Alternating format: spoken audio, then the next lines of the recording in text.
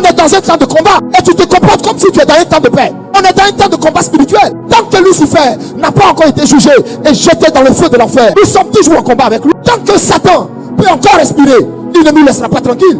Beaucoup de gens qui s'arrêtent partout, qui connaissent rien des lois spirituelles et qui se mettent à insulter le Seigneur en insultant ses serviteurs et en les traitant de faux prophètes, en les traitant de menteurs, en disant il a dit ceci et puis on ne voit pas. Mon ami, que fais-tu pour voir ce que Dieu t'a dit?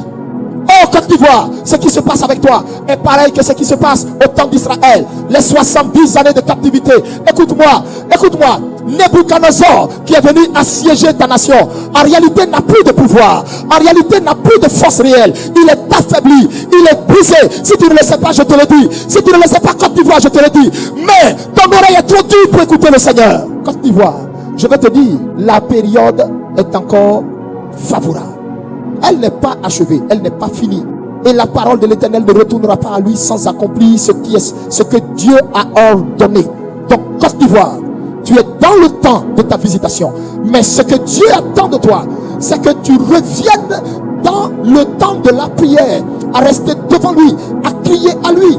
Transforme tes loisirs, tes joies en prière. Permettez-moi de vous parler d'une vision que j'ai reçue ce soir.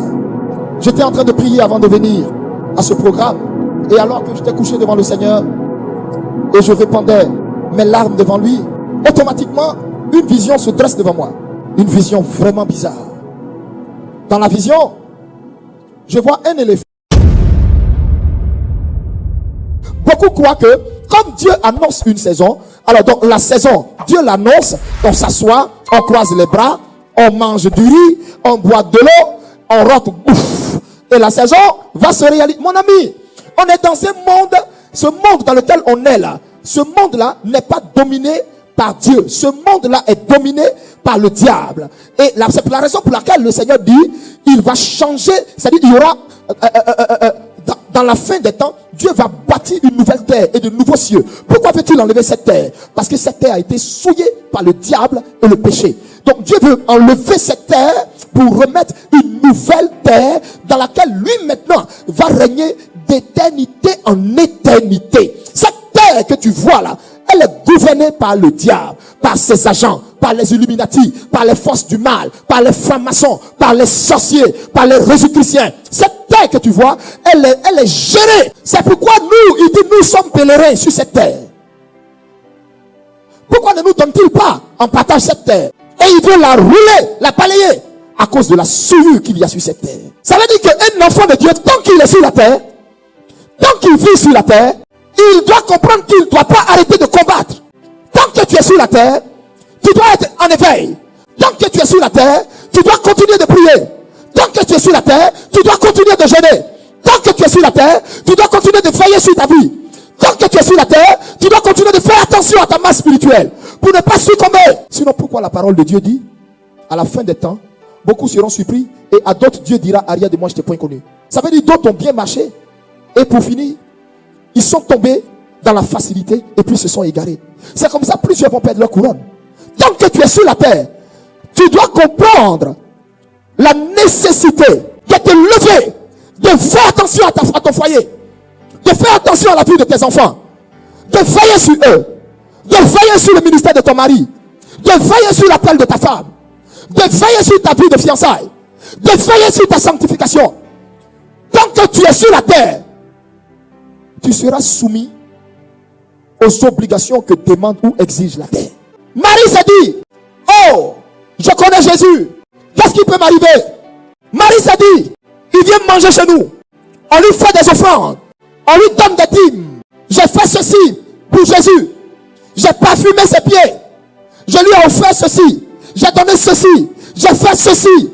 Et ils sont plusieurs dans ce monde, dans nos églises, qui croient que parce qu'ils font des dons aux orphelinats, qui pensent que parce qu'ils donnent la moitié de leur fortune, parce qu'ils donnent la moitié de leurs biens aux œuvres caritatives, ça peut leur donner le ciel. Je suis désolé, ce qui donne le ciel, c'est d'accepter Jésus, d'avoir une relation constante, étroite, permanente avec lui. C'est de veiller sur sa sanctification. C'est de veiller sur sa sanctification. On est dans un temps de combat et tu te comportes comme si tu es dans un temps de paix. On est dans un temps de combat spirituel. Tant que Lucifer n'a pas encore été jugé et jeté dans le feu de l'enfer, nous sommes toujours en combat avec lui. Tant que Satan peut encore respirer, il ne nous laissera pas tranquilles. Mais beaucoup sont des chrétiens qui croient que le fait d'avoir Jésus, le fait que Jésus soit dans leur vie, alors c'est fini. Et c'est cet évangile qui t'a aveuglé. C'est cet évangile qui t'a tué. C'est cet évangile qui t'a détruit. C'est cet évangile que tu crois. Jésus était avec les disciples dans la barque. Mais les vents ne sont-ils pas venus secouer la barque? La barque n'a-t-elle pas été pour autant agitée? Pourtant Jésus était à l'intérieur. C'est ainsi, beaucoup sont dans leur saison. Beaucoup sont dans leur saison de miracle. Mais on lâché prise. On mangeait au pain du découragement. On mangeait au pain de la mort spirituelle. Beaucoup sont dans leur période. Sont tombés dans des colères, des murmures. Sont tombés dans toutes sortes d'excès, de gourmandises, dans toutes sortes de péchés. Beaucoup sont dans leur période de miracle. Mais se lèvent. Parle contre l'institution que Dieu a établie. Contre ces hommes, ces femmes qu'il a établies. C'est-à-dire contre les hommes de Dieu. Contre l'église. Ne sais-tu pas que l'église est une institution? Ne sais-tu pas qu'un prophète est une institution? Pourquoi? Parce qu'il a été établi. Du moment où Dieu établit quelqu'un, et il travaille dans la grande institution qui est l'église. Il faut faire attention à ce que tu dis. Aujourd'hui, ce monde dans lequel on est ne veut rien faire. Ce monde dans lequel on est veut se laver les mains et puis attendre que Dieu fasse tout pour eux. Que Dieu fasse tout pour eux. Chrétien faible, chrétien qui pèse léger, chrétien qui passe son temps à manger, chrétien qui est incapable de faire même ne serait-ce qu'une heure du temps de prière. Mais quand tu la vois, elle a la grande bouche comme pas possible. Tu la vois, elle est arrogante jusqu'à pas possible, mais incapable de faire une heure du temps en prière. Transforme cette arrogance en prière, transforme cette arrogance en jeûne, transforme cette arrogance comment on appelle ça, en communion forte avec Dieu. La marche avec Jésus-Christ, ce n'est pas du pain et du shawarma. La marche avec Jésus-Christ, ce n'est pas de l'eau glacée. Jésus nous a dit, celui qui veut venir à moi, qu'il se charge de sa croix. Qu'il se charge de sa croix. Il n'a pas dit, celui qui veut venir à moi, qu'il se charge de son shawarma et qu'il prenne son pot de yaourt. Il dit qu'il se charge de sa croix. Croix égale douleur. Croix égale crucifixion. Croix égale renoncement. N'es-tu pas en train de déverser sur Jésus la responsabilité de tout ce qui t'arrive? N'es-tu pas en train de mettre sur Jésus la responsabilité de tout ce qui s'est passé dans ta vie? Oh Seigneur, si tu avais fait ceci, ceci ne serait pas arrivé. Oh Seigneur, si tu n'avais pas mis cet homme sur mon chemin, ceci ne serait pas arrivé. Oh Seigneur, si tu n'avais pas fait ceci, ceci ne serait pas arrivé. Le Seigneur t'a obligé à aller te marier à ce monsieur? Le Seigneur ne te parlait-il pas? Ne te montrait-il pas de signes?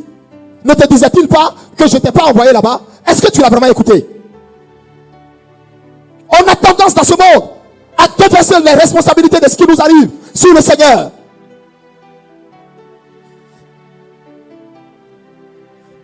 Dieu était-il responsable?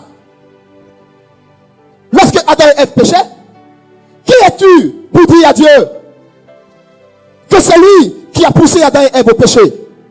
Dieu n'a jamais poussé Adam et Ève au péché. Jamais. Jamais. Dieu n'a jamais poussé Adam et Ève au péché. C'est eux-mêmes volontairement qui sont allés manger le fruit. Dieu nous a créés et il nous a dotés de pouvoir de raisonnement, du libre arbitre. Ça veut dire Dieu ne t'oblige pas. Même pour que tu sois connecté. Dieu t'a obligé, il ne t'a pas obligé. C'est toi-même qui t'es connecté. À quel moment Dieu est venu t'obliger? Il ne t'a jamais obligé. Le téléphone que tu attrapes là, c'est Dieu qui t'oblige à l'attraper? Il ne t'a jamais obligé à l'attraper. Ça veut dire que le téléphone, même tu peux le laisser tout de suite. Et puis passer à autre chose. Dieu ne dira rien. Pourquoi? Parce qu'il t'a créé libre. Il t'a créé un être libre. Il t'a créé libre. Libre. Prisonnier de personne. C'est comme ça aussi. Quand nous posons des actions, ces actions, ayons aussi la force de les assumer. Ayons la force de les reconnaître. Ayons la force de reconnaître notre part. Mais on veut tout laisser au Seigneur. Comme Marthe qui arrive et qui dit au pauvre monsieur, oh, si tu avais été là, mon frère ne serait pas mort. Il y en a certainement chez eux qui m'écoutent ce soir. Oh, Pourquoi je suis chrétienne et j'ai un kyste? Pourquoi je suis chrétienne et je suis malade? Pourquoi je suis chrétienne et je suis ceci? Moi, on m'a pas dit le coin là, on appelle ça la cité de Dieu. Pourquoi je suis à la cité de Dieu? Et puis, ceci est bloqué, cela est bloqué. Pourquoi je vais pas bien? Mais je suis à côté de cet homme de Dieu là. Aïe, les autres rendent témoignage. Les gens qui sont en Europe, ils viennent, ils rendent témoignage. Mon frère, ceux qui quittent en Europe, qui viennent, qui rendent témoignage, tu connais la disposition de leur cœur? Tu connais la disposition de leur cœur? Dieu bénit et exauce celui qui a un cœur pur. Je te parle. Ne jette-tu pas la responsabilité de tout ce qui t'arrive sur Dieu? Dieu t'a-t-il obligé à aller pécher? Quand tu partais pécher, Dieu t'a-t-il envoyé? Sa parole n'était-elle pas là? Ou bien dans ton esprit, tu ne savais pas que coucher avec un homme était quelque chose que Dieu réprimait? Quand tu partais poser les actions que tu posais, n'étais-tu pas libre? On t'a poussé?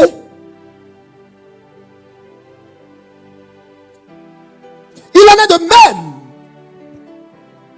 pour la situation de ce pays. Je vais ouvrir une brèche et m'adresser maintenant à vous, à la Côte d'Ivoire. Vous savez, tu peux être dans le temps de ta saison et puis manquer ta saison. Je vais vous donner un passage même qui va vous le prouver. Nous prenons ensemble le livre de Jérémie. Jérémie chapitre 25. Je vous recommande de lire ce passage. Je ne vais pas être long. Lisez Jérémie chapitre 25. Mais moi, ce que je vais vous lire ce soir va mieux expliquer le livre de Jérémie. On va dans Daniel. Lisons ensemble Daniel chapitre 9. Daniel chapitre 9, verset 1. Daniel chapitre 9, verset 1 jusqu'au verset 3. La première année de Daïrus, fils d'Assyrus, de la race des Médès, lequel était devenu roi du royaume des Chaldéens, la première année de son règne, moi Daniel, je vis, écoutez bien, je vis par les livres, waouh, je vis par les livres, qu'il devrait s'écouler 70 ans pour les ruines de Jérusalem, d'après le nombre des années dont l'Éternel avait parlé à Jérémie le prophète. Je tournais ma face vers le Seigneur Dieu afin de recourir à la prière et au jeûne et aux supplications en jeûnant et en prenant le sac et la cendre. Amen. Écoute-moi, bien-aimé. Ce passage que je viens de lire, quand tu vas lire le livre de Jérémie, chapitre 25, comme je te l'ai dit tout à l'heure, tu vas comprendre beaucoup de choses. Tu vas comprendre beaucoup de choses. En Jérémie chapitre 25, le Seigneur a annoncé par la bouche du prophète Jérémie aux enfants d'Israël: comme vous vous êtes détournés de moi, comme votre cœur est tortueux, comme votre cœur est mauvais, je vous enverrai en captivité. Le roi Nebuchadnezzar viendra vous chercher et vous allez aller en tant qu'esclave dans son pays. Et les gens vont vous traiter, mais comme du n'importe quoi. Et le Seigneur leur a donné la période. Il dit: je vous enverrai en captivité pendant 70 ans. Il n'a pas dit pendant une semaine. Il n'a pas dit 2 semaines. Mais il a précisé 70 ans. Il dit: vous irez en captivité 70 ans. Je voudrais poser la question à quelqu'un qui m'écoute ce soir. Dieu a-t-il dit 75 ans? Répondez-moi. Dieu a-t-il dit 77 ans? Dieu a-t-il dit 80 ans? Dieu a dit quel âge? 60? Dieu ne sait-il pas compter? De vous à moi, Dieu ne sait-il pas compter? C'est nous qui allons apprendre Dieu à compter. Donc, alors, pourquoi Daniel, écoutez-moi bien, dit au verset, en Daniel chapitre 9, au verset 1 à 3, que lui, Daniel, s'en va consulter les livres. Vous savez ce qui s'est passé? Dieu a prédit à Israël, par un grand prophète, Jérémie: Israël, je vous envoie en captivité. À partir d'aujourd'hui, je vous envoie en captivité 70 ans. Vous comprenez bien? Quand Dieu a dit ça à Daniel, quand Dieu a dit ça par la bouche de Jérémie, Dieu n'avait pas dit il y aurait une année en plus dessus. Vous comprenez bien? Il n'y avait pas une année en plus dessus. C'était 70 ans, 70 ans. Si les 70 ans étaient finis, le peuple devait retourner chez lui. Mais à notre grande surprise, quand vous allez lire tous les livres de Daniel 9 jusqu'au chapitre 10, suivez-moi bien, hein, Daniel 9, Daniel 10, vous allez vous rendre compte que le peuple a dépassé les 70 ans et ils étaient dans leur 77e année en esclavage. C'est pendant les 77 ans, c'est-à-dire 7 ans se sont ajoutés de plus. Et c'est ça, ça a interpellé Daniel. Et Daniel maintenant, ça va prendre les livres de la prophétie pour voir. Mais qu'est-ce que la prophétie disait sur la libération de notre nation? La prophétie avait dit, c'était 70 ans. Mais dans quel coup, on est jusqu'à 77 ans? Mais Dieu est-il un menteur? Beaucoup de gens qui s'arrêtent partout, qui connaissent rien des lois spirituelles et qui se mettent à insulter le Seigneur en insultant ses serviteurs et en les traitant de faux prophètes, en les traitant de menteurs, en disant il a dit ceci et puis on voit pas. Mon ami, que fais-tu pour voir ce que Dieu t'a dit? Que fais-tu pour voir ce que Dieu t'a dit? N'es-tu pas tombé dans le conformisme religieux, le conformisme spirituel, comme Marie et Marthe, qui se sont dit comme Jésus est leur frère, Jésus est leur ami, Jésus est leur bon badé là, donc rien ne peut leur arriver. La mort est venue frapper dedans. N'es-tu pas dans un conformisme religieux qui dit bon, comme Dieu a dit, les 3 premiers trimestres de l'année seront une année de transition. Quand Dieu a fini de te dire, sommes-nous, enfants de Dieu, nous, religieux ou chrétiens ou pasteurs, nous qui portons le flambeau, sommes-nous restés devant le Seigneur dans les pleurs, dans l'attente de ce que Dieu a dit, ou qu'est-ce qui se passe? On marche en rang dispersé. On marche en rang dispersé. On se dénigre entre nous. On s'insulte entre nous. Oh, faut s'asseoir et puis scruter à la loupe la prophétie de telle personne pour voir il raconte quoi. Et au jour d'aujourd'hui sur internet, il y a une guerre des super prophètes. Chacun veut se prévaloir prophète, qui voit trop, qui prédit trop et ça tombe juste, qui dit tellement bien. D'autres prennent le temps de placer leur caméra. Ils n'ont rien d'autre à faire. On leur a donné métier. Donc il faut placer leur caméra pendant 2 heures du temps et puis dire que des saletés. Et ce qui est intéressant dans tout ça, ils finissent de dire tout ça. Jésus dit, tais-toi, il ne faut pas donner de réponse. Or la parole de Dieu dit, si un royaume est divisé contre lui-même, il ne peut pas subsister. Si une nation elle-même est divisée entre elle, elle ne peut pas subsister. Si des enfants d'une nation ne parlent pas le même langage, si des enfants d'une nation, mais lisez bien la parole de Dieu. Le Seigneur dit dans sa parole, dans le livre de 2 Chroniques, chapitre 14, au verset 14, si le peuple sur qui est invoqué mon nom s'humilie et prie, qu'est-ce qu'il dit? Si le peuple sur qui est invoqué mon nom, si le peuple sur qui est invoqué mon nom s'humilie et prie, a-t-il dit s'attaque? A-t-il dit se déchire? A-t-il dit se battre? A-t-il dit s'insulte? A-t-il dit se dénigre? Si le peuple sur qui est invoqué mon nom s'humilie, prie et cherche ma face, continue de chercher ma face, du haut des cieux, je l'écouterai, je l'exaucerai et je guérirai son pays. Voici ce que le Seigneur a dit. Oh Côte d'Ivoire, ce qui se passe avec toi est pareil que ce qui se passe au temps d'Israël. Les 70 années de captivité. Écoute-moi, écoute-moi. Nebuchadnezzar qui est venu assiéger ta nation, en réalité n'a plus de pouvoir, en réalité n'a plus de force réelle. Il est affaibli, il est brisé. Si tu ne le sais pas, je te le dis. Si tu ne le sais pas, Côte d'Ivoire, je te le dis. Mais ton oreille est trop dure pour écouter le Seigneur. Au lieu de nous humilier et prier, au lieu de nous humilier et crier à Dieu, de demeurer devant lui, on dit, ah, on a déjà fait jeûne, on a déjà jeûné 30 jours, on n'a rien vu. Ah, Dieu ne sait-il pas compter? Tu peux être dans le temps de ta visitation et rater ta visitation. Tu peux être dans le temps de ta guérison et rater ta guérison à cause de ton manque de foi, à cause de ton incrédulité. Parce que tout à l'heure quand je vais prier, je vais dire tous ceux qui ne marchent pas, levez-vous, marchez. Toi, tu seras assis chez toi, tu refuseras de fournir un effort et tu vas dire, ah, j'ai trop fait d'efforts, je ne peux plus marcher, ça va. Non, quand je me lève, je me sens faible. Mais qui va venir t'aider?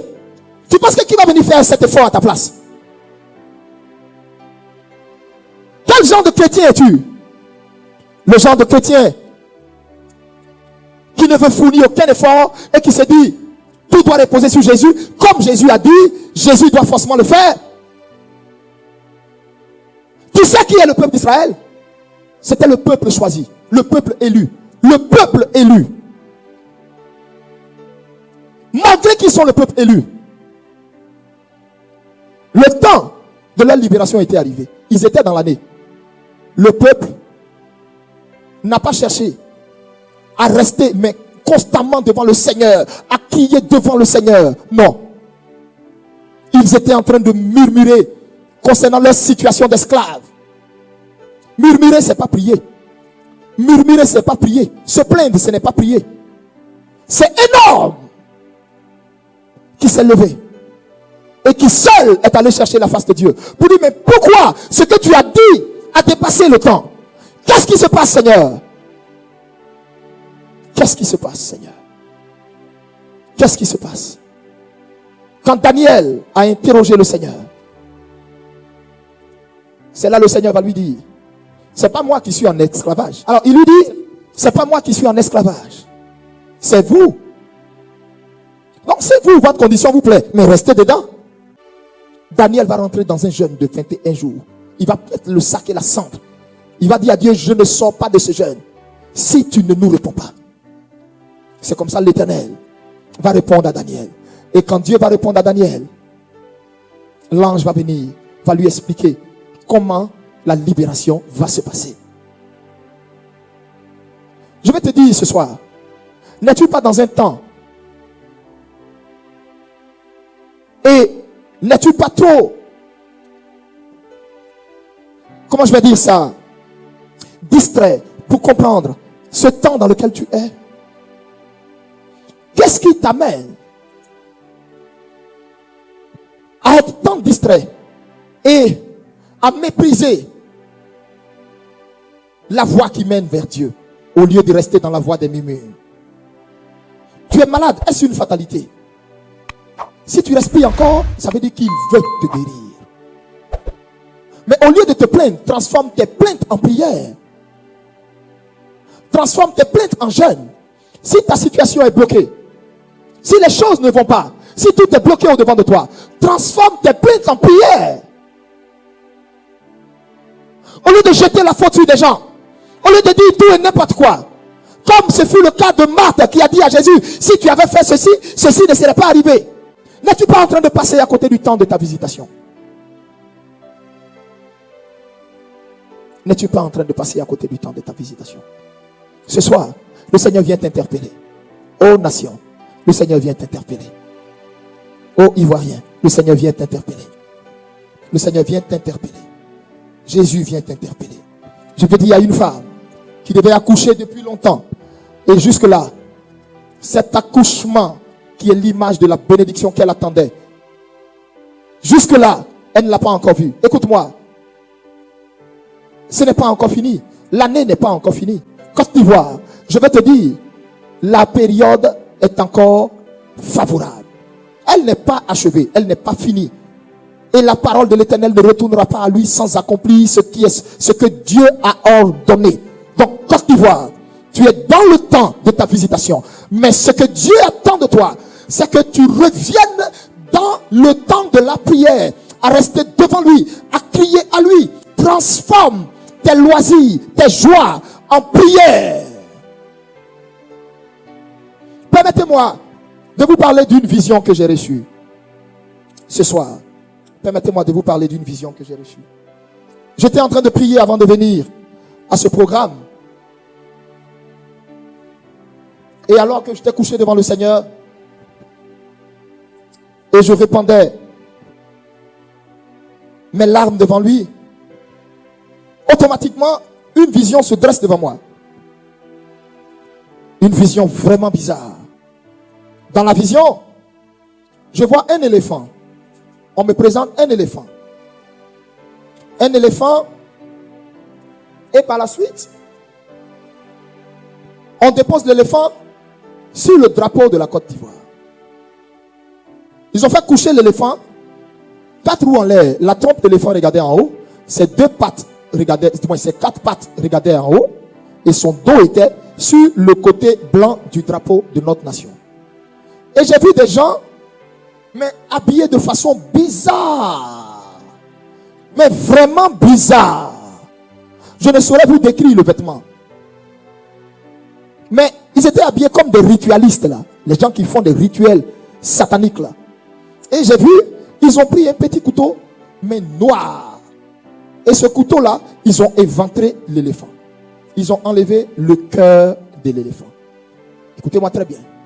Et quand ils ont éventré l'éléphant, ils ont pris le cœur de l'éléphant. L'éléphant baignait dans son sang. Et ils ont pris son cœur. J'ai clairement vu son cœur. Et par la suite, après ça, ils ont pris une tronçonneuse. Ils ont coupé ces 2 ivoires, qui sont ses défenses. Et j'ai vu, ils ont pris les 2 ivoires là. Suivez-moi. Ils ont placé les 2 ivoires là comme ça. C'est-à-dire les 2 bouts là pour que ça se touche comme ça. Et ça fait une sorte de triangle. Et au milieu de ce triangle, ils ont déposé le cœur de l'éléphant. Ils ont pris, ils ont fait des rituels, et ils ont répandu. C'est-à-dire pendant qu'ils faisaient les rituels là, le cœur de l'éléphant devenait pâteux, ça devenait pâteux. C'était comme si, ils n'ont pas mis le cœur là dans un broyeur. Hein. Mais j'ai vu comme si pendant que les rituels s'élevaient, le cœur de l'éléphant se broyait, et son sang se répandait sur tout le côté blanc du drapeau. Et du coup, pendant que j'étais à même le sol en train de prier, j'ai voulu me lever, mais c'était comme si une force me maintenait pour que je regarde la vision. Et pendant que je regardais la vision, je vois, oh my God,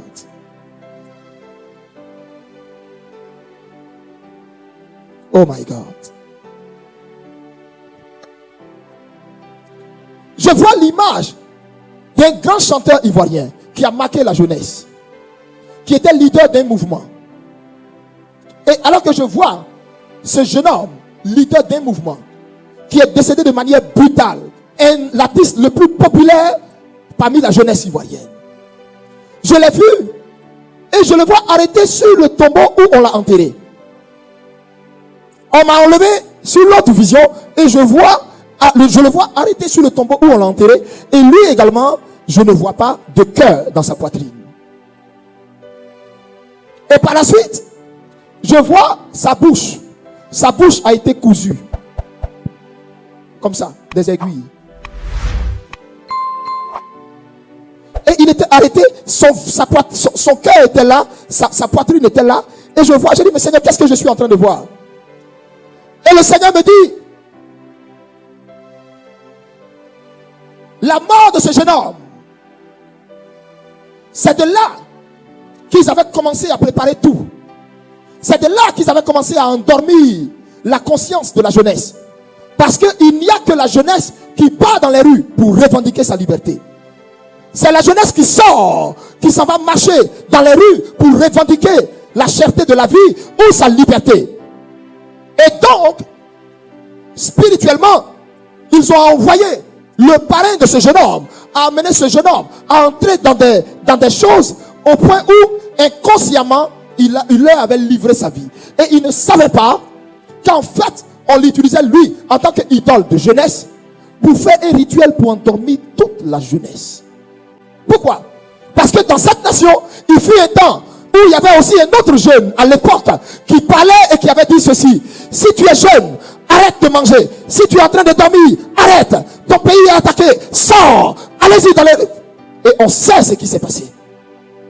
Donc, ils ont compris que ce jeune-là, il faut l'isoler. Il ne faut pas que lui il rentre. Il faut qu'il reste loin du pays. Écoutez-moi. Écoutez-moi. Vous qui ne savez pas le grand combat qui se mène spirituellement pour vous faire dépasser la saison de votre prophétie. Oh, vous êtes dans le temps de la délivrance. On s'arrange pour le maintenir dehors. Pourquoi? Parce qu'on sait que ça, lui, c'est une voix qui porte. Et donc, étant dehors, le leader de cette jeunesse qui était en perdition, parce que ce jeune homme, leader de la jeunesse par ses chants, a contribué à pervertir cette jeunesse. Et donc, lui, étant l'idole d'un plus grand nombre de jeunes, C'était lui le sacrifice idéal. La raison pour laquelle vous avez vu tout ce manège que vous avez vu dans le stade où la personne, où les funérailles ont été faites. Tout ce que vous voyez, c'était une offrande, un holocauste. La façon vous voyez, le cercueil de la personne était posé au milieu et levé sur un truc tournant. Tout ça, c'était un rituel.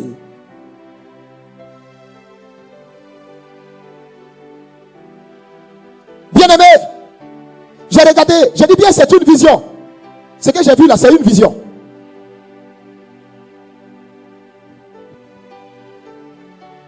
Que je suis en train de raconter.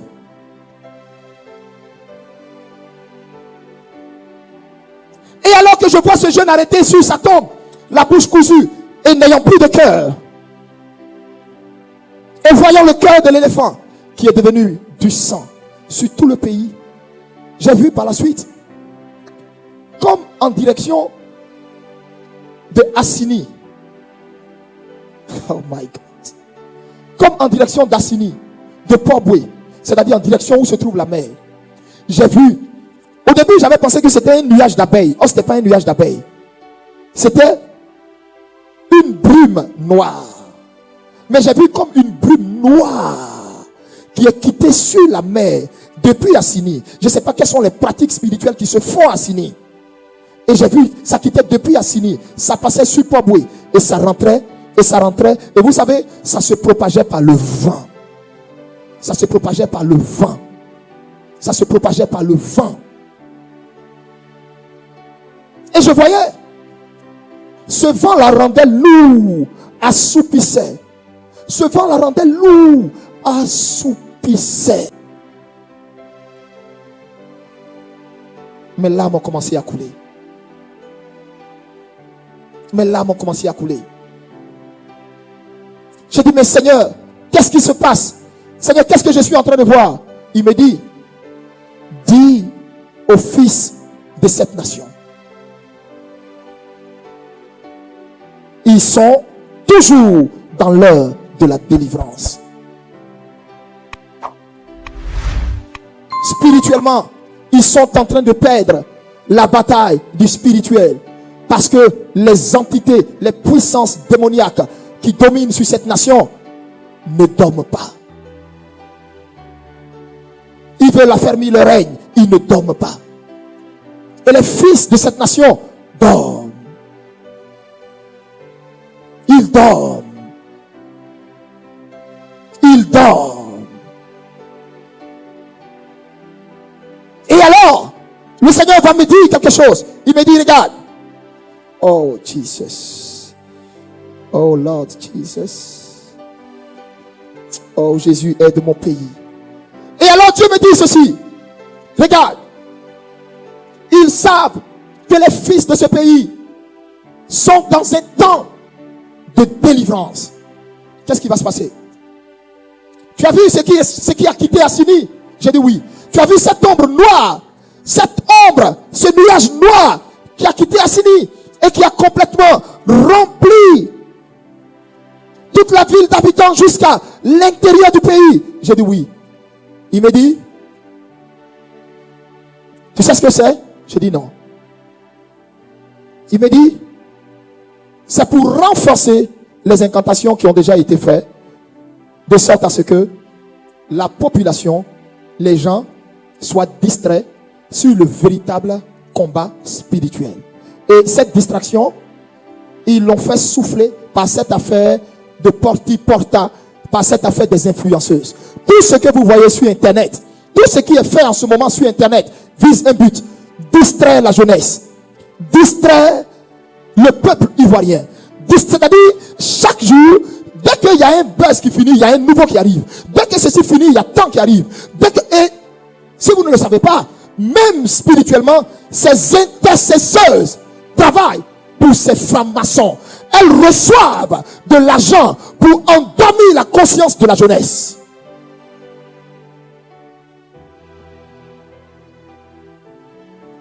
Ce que je vous dis est une vérité. Beaucoup sont parrainés par des maçonniques.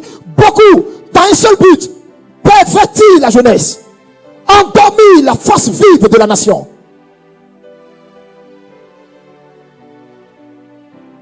Et vous ne savez pas que les réseaux sociaux sont un appât. Je vous parle d'un temps dans lequel nous sommes. On est dans un temps de délivrance. C'est pourquoi je viens encore pour t'alerter, pour te dire, nous sommes dans le temps. Il nous revient le droit à nous d'invoquer Jésus comme Seigneur dans cette nation. Parce qu'aux quatre coins de la Côte d'Ivoire, ils se sont arrangés. Ils se sont arrangés pour vouloir enlever à Jésus toute seigneurie. Ils ont infiltré différents endroits et des influenceuses pour montrer un semblant de rêve, un semblant de vie à l'hollywoodienne. Ils ne se sont pas arrêtés là. Et pendant qu'ils font tout ça, des pasteurs, non pasteurs, fatigués de voir leur ministère qui n'évolue pas, leur ministère qui n'avance pas, leur ministère qui ne progresse pas, qu'est-ce qui se passe? Ils sont obligés d'entrer dans des loges. Ils sont obligés d'aller se compromettre. On leur donne des moyens financiers, de l'argent pour bâtir des édifices mais paradisiaques, en leur disant, vous la fermez. Vous ne prêchez pas sur ça. Prêchez un évangile qui va amener les gens à se cantonner aux choses de la terre, mais aux choses du ciel. Et au jour d'aujourd'hui,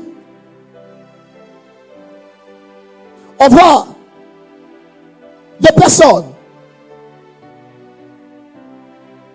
quand tu regardes, ils n'ont aucune réelle influence sur le plan spirituel dans la nation.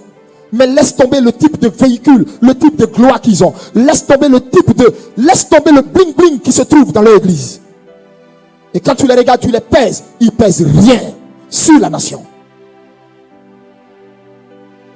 D'où viennent donc toutes ces fortunes qu'ils ont?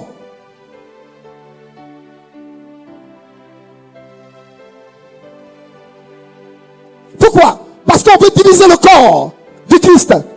On veut diviser l'église. On veut semer la discorde dans l'église. On veut refroidir les leaders de l'église. Pour ne plus que cela, éveil de conscience, parle en faveur de ce pays. Pour que tout le monde se lève en prière. Pour que tout le monde mette sur sa tête le sac et la cendre. Pour chercher Dieu, pleurer devant Dieu. Pour dire, nous sommes dans le temps. Tu nous as dit, nous sommes dans le temps. Mais pourquoi? Qu'est-ce qui tarde? Qu'est-ce qui se passe? Qu'est-ce qu'il y a? Seigneur, Jésus, oh, Jésus, oh, Jésus, oh, plus personne. Chacun pense à son ventre. D'autres se sont levés, sont allés dans certains endroits, aller prendre du fétichisme, du maraboutage, pour qu'avec ça, ils puissent faire un semblant de miracle, avoir un semblant de visibilité.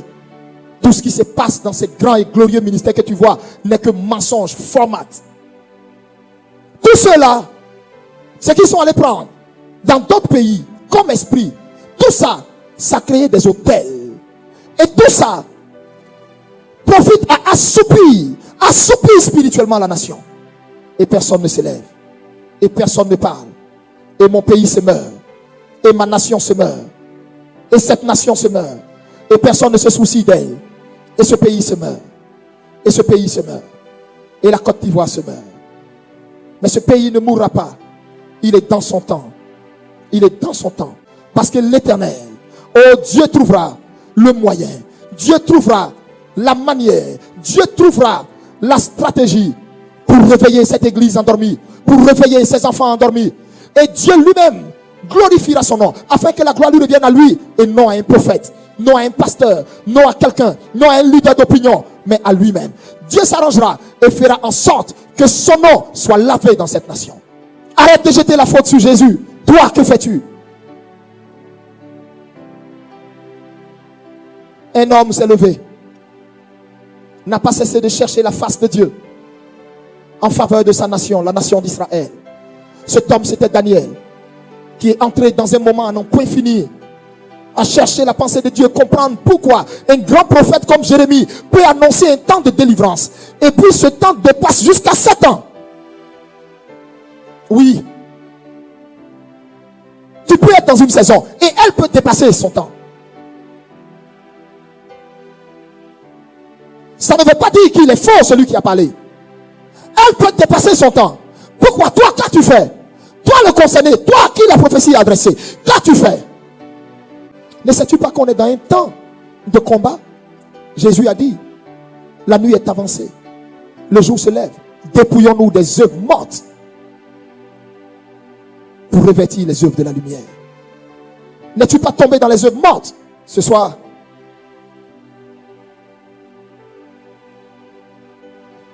Je voudrais vous dire, Côte d'Ivoire, tu es dans le viseur du Seigneur. Tu es dans le viseur du Seigneur. Tu es dans son angle de tir. Il n'a pas enlevé ses regards sur toi. Ses regards sont toujours sur toi. Tu as été choisi pour accomplir quelque chose de grand, quelque chose qui te dépasse, qui dépasse tes fils et tes filles. C'est pourquoi le royaume des ténèbres s'acharne sur toi pour t'endormir. Parce que tu portes en ton sein, Côte d'Ivoire, le dernier réveil de l'Afrique. Le plus grand réveil de l'Afrique. Côte d'Ivoire, tu le portes en ton sein. Ce réveil a visité tes entrailles. Je m'adresse à toi, Côte d'Ivoire. Ce réveil a visité tes entrailles. Tu portes le plus grand réveil de l'Afrique. Ce réveil est à venir. Ce réveil va réveiller, secouer les autres nations à côté. Tu portes en ton sein le plus grand réveil de l'Afrique. Côte d'Ivoire, je te dis la vérité. Je te dis la vérité. Je te dis la vérité. Les nations comme le Nigeria ont connu de grands réveils, de puissants réveils, de glorieux réveils. Mais tu n'as même pas idée de ce que tu portes en ton sein. Tu n'as même pas idée du réveil que tu portes en ton sein, Côte d'Ivoire. Dieu va utiliser tes fils et tes filles comme pas possible. Tout le monde n'a pas baisé les pieds de Baal ou d'Astarté. Tout le monde ne s'est pas prosterné devant Baal et Astarté. Dieu a encore de la réserve. Ils sont nombreux, cachés dans le secret. Pas peur, pas peur, pas peur. Mais ils sont là, ils sont là, ils sont là. Côte d'Ivoire, tu as été choisi pour amener le plus grand réveil que le continent africain connaîtra. Retenez cette parole, retenez cette parole, retenez cette parole, retenez cette parole, retenez cette parole. Tu as été choisi pour amener le plus grand réveil que ce continent connaîtra. Retenez cette parole.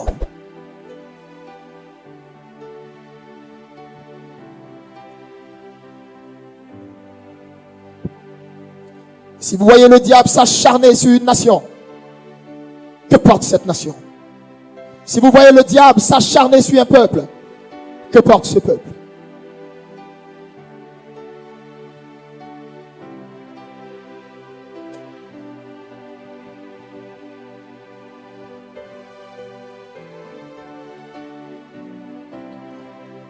Si vous voyez le diable s'acharner sur une nation, que porte cette nation? Oh Jesus. Je voudrais dire à quelqu'un qui m'a écouté, le temps de ta saison n'est pas encore dépassé. Oui.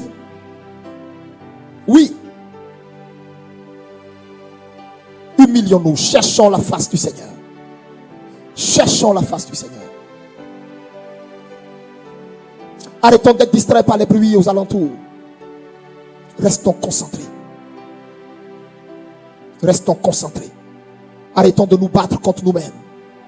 Arrêtons de nous entredéchirer. Personne n'est super prophète. C'est Jésus-Christ seul qui est le super prophète.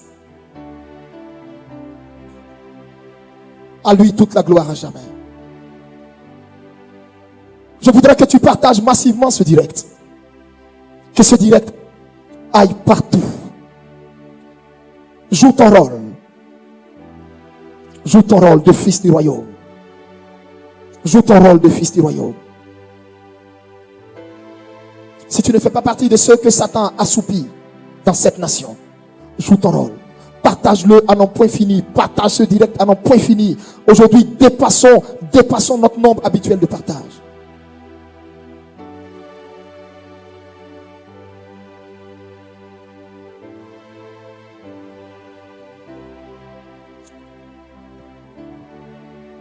Tu es dans ta saison. Maintenant, tu vas prier avec moi. Groupe musical. Venez, nous allons prier maintenant.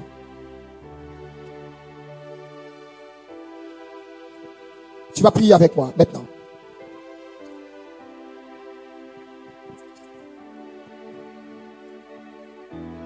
Après cette prière, je vais prier pour vous.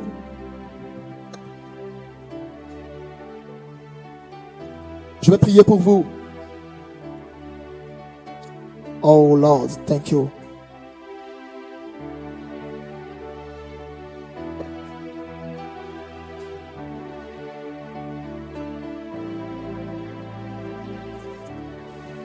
Donnez-nous un chant d'adoration. Je veux que maintenant, tu pries et tu demandes au Seigneur de te pardonner ici pendant que tu étais dans ton temps de visitation. Tu as été affaibli, tu as été attaqué. Satan a attaqué tes pensées. Satan a attaqué ton cœur. Satan a attaqué ta foi. Satan a attaqué ton amour, a attaqué ton zèle. Si Satan t'a fragilisé, de sorte à ce que, au lieu de prier, tu dormais. Tu étais assoupi. Vous savez, c'est quand on est dans le temps, quand on est dans sa saison, c'est quand on est dans le temps de l'accomplissement de la prophétie que nous devons encore plus prier. Vous comprenez ce que je suis en train de dire?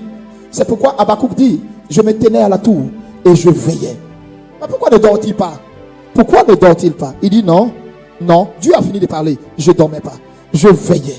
Et j'attendais de voir ce que je récolterai après mes plaintes. Combien de fois as-tu dormi? Or tu étais dans un temps. Mon ami, Satan ne dort pas. Quand Dieu te dit, tu es dans la saison où je vais te bénir. Dans moins d'un an, je vais te bénir. Je vais faire ceci. Mon frère, non seulement Satan a entendu, mais même ton voisin d'église a entendu. Toute l'église a entendu. Dans l'église, là, il y a des sorciers, il y a tout le monde. Des gens peuvent, ils ne peuvent. Écoutez, la seule chose qu'ils peuvent faire, c'est de combattre ça. Chercher à combattre, te décourager. Combattre, te décourager. Retarder la chose. C'est tout. Mais toi, pendant ce temps, qu'est-ce que tu fais? Oh, Dieu m'a dit un an. C'est un an, je n'ai pas vu. Donc la prophétie était fausse. De quoi tu parles? C'est que Jérémie est un faux prophète. C'est que Jérémie est un faux prophète. Puisque la prophétie a dépassé. C'est qui l'a dit là, ça a dépassé. C'était 70 ans. Ils ont fait 60. Plus que ça. Dieu a dit à Abraham, j'amènerai ton peuple en captivité en Égypte. Ton peuple, du moins, il dit ton peuple partira en captivité en Égypte. Là-bas, ils seront assujettis esclaves. Ce n'est pas Dieu qui a dit je les enverrai. Dieu dit ton peuple va être en captivité dans un autre pays pendant 400 ans. Dieu a précisé. Il n'a jamais dit 430 ans. À notre grande surprise, quand on lit maintenant l'histoire de Moïse en Exode, on dit à la 430e année, c'est là maintenant Dieu envoie Moïse. Combien d'années se sont ajoutées dessus? 30 ans. Dieu est-il un menteur? Non. Mais tant que tu vas être dans ton temps, dans ta saison de délivrance, et puis tu vas passer ton temps à dormir, tu vas passer ton temps à dormir, mais les puissances des ténèbres ne dorment pas. C'est pourquoi, ce soir, je veux qu'un chrétien saisisse cette occasion pour se lever. Chez toi à la maison, tu vas prier. Oh, tu vas prier. Demande pardon à Dieu de n'avoir pas pris conscience de l'importance de ce que tu devais faire dans ta saison. Et comme Marie et Marthe, tu as jeté la faute sur lui en lui disant, il a dit ceci, il dit, Dieu tu m'as promis ceci, tu as dit ceci, il y a tellement de prophéties sur moi. Vous savez, Dieu ne doit rien à personne, Dieu est souverain. Il n'est obligé en rien. Tu crois que tes plaintes là peuvent obliger Dieu? Même moi je ne peux pas obliger Dieu, personne ne l'oblige, il est souverain.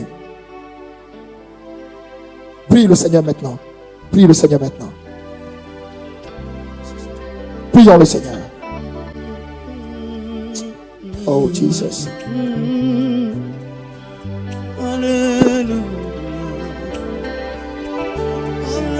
Jesus.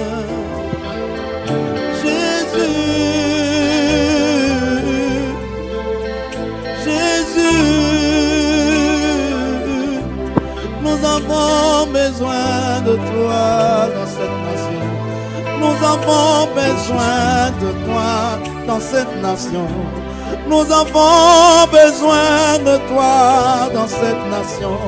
Nous avons besoin de toi.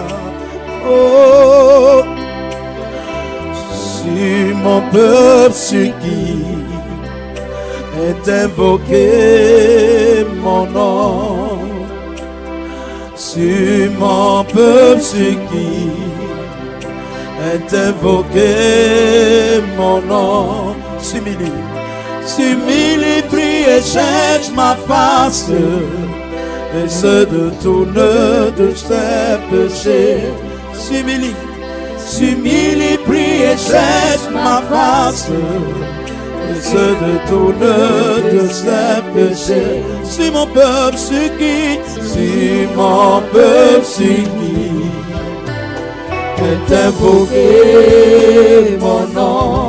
Si mon peuple supplie, si mon peuple supplie, est invoqué mon nom. S'humilie, prie et cherche ma face, et se détourne de ses péchés. S'humilie, prie et cherche ma face, et se détourne de ses péchés. Je les osserai, je les osserai, je les osserai, je les osserai, je les osserai, je les osserai. Moi l'Éternel, je les osserai, je les osserai, je les osserai, je les osserai, je les osserai, je les osserai. S'humilie, prie et cherche, s'humilie, prie et cherche ma face, et se détourne de ses péchés. S'humilie, prie et cherche ma face, s'humilie, prie et cherche ma face, et se détourne de ses péchés. Oh.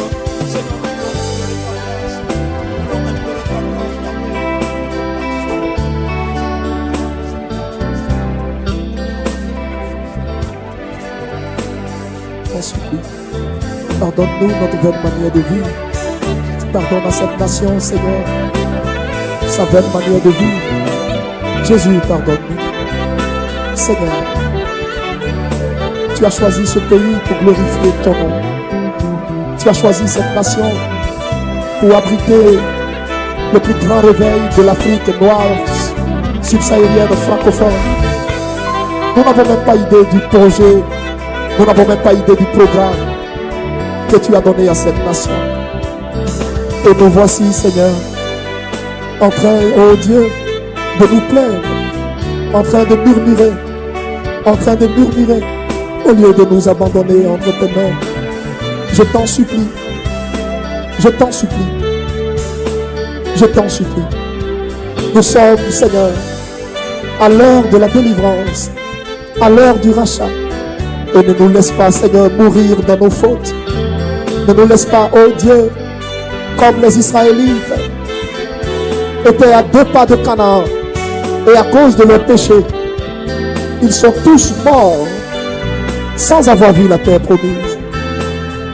Tu as parlé d'une nouvelle Côte d'Ivoire, une nouvelle Côte d'Ivoire qui doit naître. Je t'en supplie, aie pitié, Seigneur, de tes soldats blessés au front, qui ont été corrompus par l'argent. Aie pitié de tes généraux, Seigneur, qui sont morts spirituellement et qui ne se lèvent plus, qui pêchent pour leur chapelle et pour leur ventre. Aie pitié, Seigneur, de ton peuple qui marche en rang dispersé, sans leader. Aie pitié de tes enfants. Aie pitié de tous tes enfants. Aie pitié de tous tes enfants. Aie pitié de mon pays.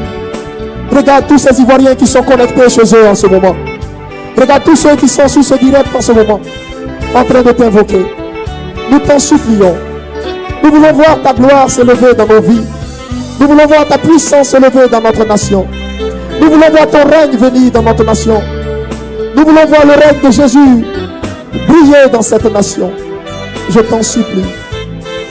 Je prie pour une femme, un homme qui est connecté chez lui. Quelqu'un qui est dans sa saison et qui ne le sait pas. Quelqu'un qui est dans sa saison et qui murmure. Quelqu'un qui est dans sa saison et qui est désobéissant. Quelqu'un qui est dans sa saison et qui, au lieu de prier, est dans des commérages inutiles, dans des choses inutiles. Oh Seigneur, aie pitié pour cette personne qui est dans sa saison de guérir et n'a pas de foi. Aie pitié pour cet homme qui est dans sa saison de bénédiction financière et qui, oh Seigneur, au lieu de chercher la face de l'Éternel, est encore dans le mensonge, est encore dans la ruse, est encore dans le péché sexuel. Aie pitié de cette femme qui est dans sa saison de se marier et ne le sait même pas, est encore dans des comportements indignes d'une femme que l'on prend en mariage. Regarde ton peuple, ils sont connectés, chacun avec son défaut. Nous crions à toi, tu nous as dit ce matin de nous mettre de tout blanc vêtu. Nous sommes de tout blanc vêtus parce que Père, tu as dit, tu ouvriras une nouvelle page devant de nous. Tu ouvriras une nouvelle page devant de nous. Tu ouvriras une nouvelle page devant de nous. Et c'est notre tour de témoigner. C'est mon tour de témoigner. C'est au tour de la Côte d'Ivoire de témoigner. C'est au tour de ce pays de témoigner. Jesus.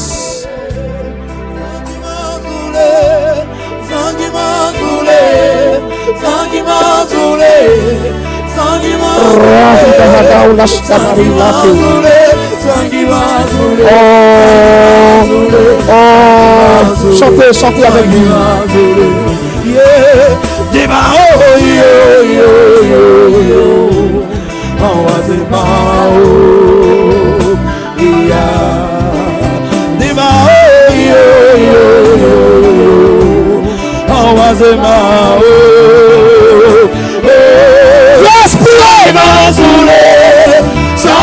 Humiliez-vous devant le Seigneur. Humiliez-vous devant le Seigneur. Humiliez-vous devant le Seigneur. Il vous relèvera. Côte d'Ivoire, il l'agira en ta faveur. Humilie-toi devant l'Éternel ton Dieu.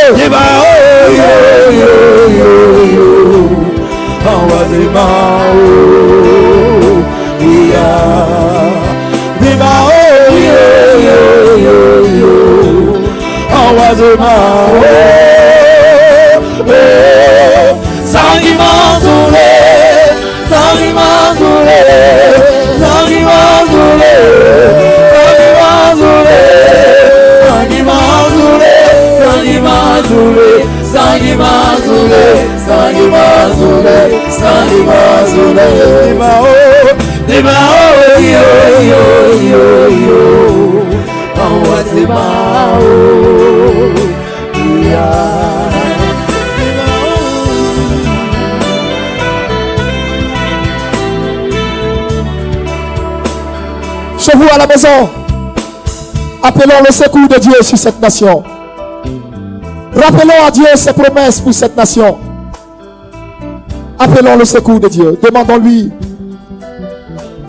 De là où tu te trouves, de la nation où tu me suis, appelle le secours de Dieu sur ta nation. Appelle l'intervention de Dieu. Élevons la voix et prions. Groupe musical, continuez. Oh, nous t'implorons.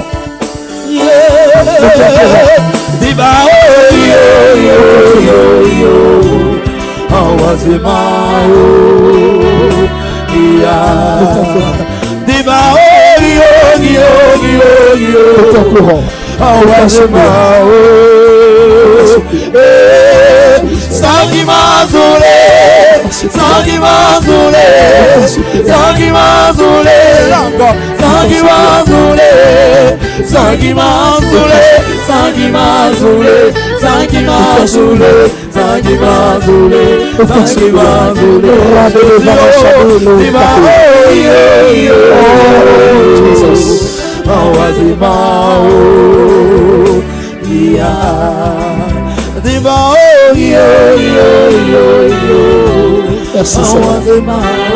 Amen.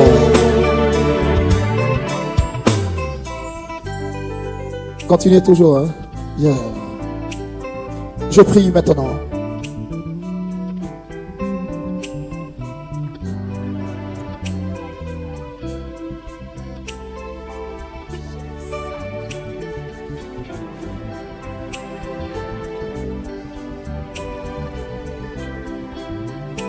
Kontra barashadilahi duntaku lidarusti virilashti launtum piraku en mardu farjislelu tekandi oar kandi isada donai man kun tilisha untelai O pardon Félix Chatoulé. Helai kilusti de hadani. Kufalek. Meshaka kalek kaun talim. Estabarava intulekai. Wabishaudi li sahuntelaku. Kondi varai intali Adonai. Kondaramai tu firashada intelia. Onani nekova. Birsitali di sahatulawa hadlakandi. Entu firashada warib. Peliuntani kanu fahim. Benamina hantani uzvahim. Yoga varo hatar rasadali. Yoga varo lada hadilain takumbila sadir. Elu taranta karandini de faranta lasa.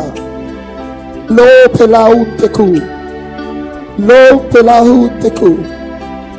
Lo pelaunteku. Lo pelaunteku.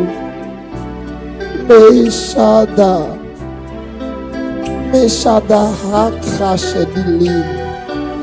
Warbis klatu nevrasakadulinte inamaus fanai ladarakan telesura elo pelaus be kung faranteku Yeshua Nazaret letu bishahadil wantaus sandul mimili antawa war kalil istawarahat les nakudilia minianti la farus belai nentarili suva kumpale fahu kumpale fahu kumpale fahu. Pitié Seigneur, ce que nous avons pu te faire. Pitié Seigneur. Là où nous nous sommes refroidis dans la prière. Pitié Seigneur. Là où nous avons mangé le pain de la paresse. Pitié Seigneur. Car l'ennemi de cette nation ne mange pas le pain de la paresse. Il multiplie ses rituels. Là où nous nous sommes assoupis. Pitié Papa. Pitié Papa. Pitié Papa. Pitié mon Dieu. Je t'en supplie.